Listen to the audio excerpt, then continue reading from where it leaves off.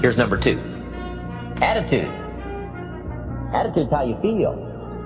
First of all, we're affected by what we know. Second, we're affected by how we feel about what we know. The emotional part now. This is a major part of the 5 pieces. How I feel. Now, there's a lot of different ways to feel. Here's one. If this is all they pay, I'm not coming early and I'm not staying late on the job. Right? We call that one way to feel. Isn't that a selection process? If this is all they pay, I'm not coming early and I'm not staying late. We call that your choice of attitude. Now, do you think that attitude, if you kept it for the next 5 years, would greatly affect your fortunes? The answer is, of course. You cannot escape the accumulated effect of the selection of your attitude. You can't escape it. So one of the major things to check is, how do I feel? And am I on track or off track with my attitude? Now, attitude's not that easy to fix. It's not that easy to get information. It's hard to look up attitude in the yellow pages. If you could put your car in the shop and go next door and get your attitude tuned, wouldn't that be nice, right? But where do you go? How do we engage in the kind of philosophical thinking that will refine our attitude to give us a chance for future fortune rather than what will be missing in the future? So this is big, attitude. Here's another attitude. No matter what they pay, I always come early and I always stay late to invest in my own future. We call that another attitude about the same job. Now, why would one person have one attitude, another person have another attitude? We call that mysteries of the mind. Right? I don't know. Everybody has to choose for themselves. Everybody has to decide by education. Now, if you didn't know what the consequences were going to be, it could be very easy to choose the wrong attitude and not discipline yourself to the right attitude. So a big portion of our life is affected by how we feel. Let me give you just a quick list about the feelings that affect our lives. Number 1, it's how you feel about the past.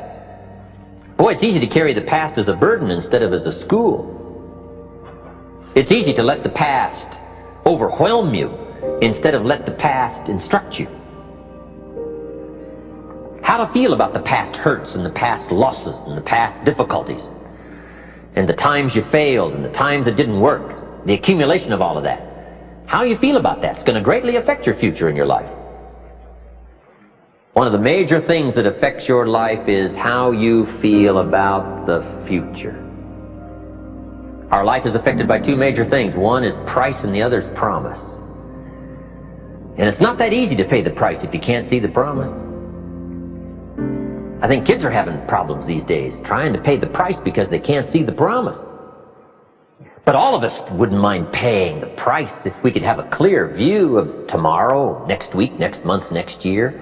If we had the high assurance with great probability of how it's going to work out, do you think we would hesitate to pay? The answer is no. But everybody hesitates to pay if the future isn't clear. So to help the kids these days, we got to do 2 things. Help them to see the promise and help them pay the price. But we can pay if we can see. My karate instructor said, Mr. Rohn, you cannot believe the incredible feeling of walking down any city street unafraid. I said, let's get on with the classes, right? Hey, I will sweat. I will put myself through the paces, right? What would we do for an extraordinary promise? Answer, the most unbelievable things. Would you crack the books? Would you burn the midnight oil? Would you engage in the extra thoughts and the extra disciplines if the promise was adequate? And the answer is, of course. But who wants to read? Who wants to burn the midnight oil? Who wants to put themselves through the paces if the promise isn't clear? Important, price and promise. Here's number 3. It's how you feel about each other. It's so important. Attitude about society, country, state, and city, community, family, enterprise, office, company, corporation, division. It's so important to have a unique understanding about other human beings and what makes a good life, what constitutes a good life. How you feel about each other. I've got a good phrase for you. You can't succeed by yourself. So to have a unique, refined sense of appreciation for each other is prerequisite. It takes each other to build a society. It takes all of us to build a country, to build a nation. It takes all of us to build a community. Key phrase, you can't succeed by yourself. I gave a speech not long ago to the Rotary Club of Culver City, California, and I was unusually affected by the Pledge of Allegiance that day. Big, strong voices. It's a big, strong club. And it was going through my mind the next few days, the Pledge of Allegiance. And the more I thought about it, the more I thought, what an important key document, right? The Pledge of Allegiance. And so I started writing, and I wrote a discourse on the Pledge of Allegiance. I took each key word and did a little summary for our Tape of the Month Club. Wow, the Pledge of Allegiance is unique. It starts with I and ends with all. The pledge starts with I and ends with all. It takes all of us to make any one of us successful.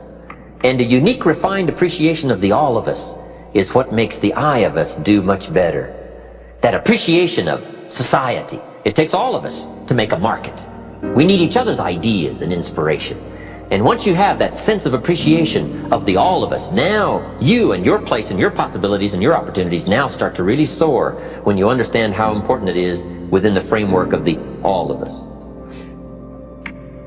So you can't succeed by yourself. It's hard to find a rich hermit. Right? Now here's the big biggie. It's how you feel about yourself. That's major. Understanding self-worth is the beginning of progress.